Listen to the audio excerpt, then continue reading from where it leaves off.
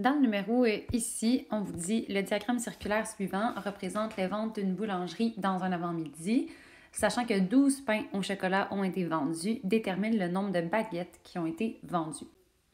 Donc toi, en fait, ce que tu sais, c'est que tu as 12 pains au chocolat qui ont été vendus et tu sais que lorsque c'est représenté dans un diagramme circulaire, le nombre de pains au chocolat qui ont été vendus, c'est le secteur qui est en bleu, puis c'est un secteur qui est délimité par un angle de 60 degrés.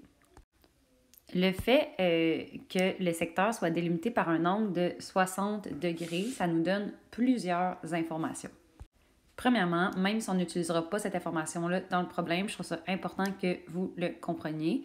Plus que 60 degrés, c'est le sixième de 360 degrés. Ce que ça veut dire, c'est que les pains au chocolat, ça représente le sixième des ventes de l'avant-midi. Puisque nous, ce qu'on cherche, c'est le nombre de baguettes, on va aller regarder plus attentivement le secteur qui est par rapport aux baguettes. Donc, si par exemple, l'angle au centre qui délimitait le secteur des baguettes était de 120 degrés, ça serait vraiment facile le problème, parce que puisque l'angle au centre est 2 fois plus grand que l'angle au centre des pains au chocolat, bien, ça veut dire que puisque c'est une situation qui est proportionnelle, bien, ça veut dire que le nombre de baguettes est 2 fois plus grand que le nombre de pains au chocolat.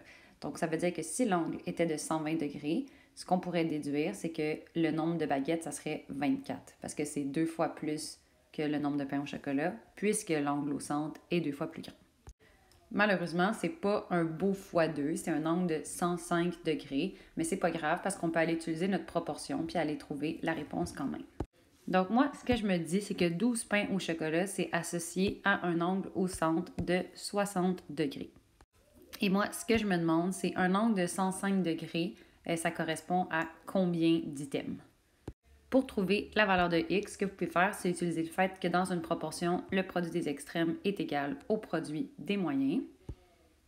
Ou sinon, vous pouvez utiliser le fait que quand vous faites 105 divisé par 60, ça fait 1,75. Ça veut dire que l'angle au centre de 105 degrés, il est 1,75 fois plus grand que l'angle au centre de 60.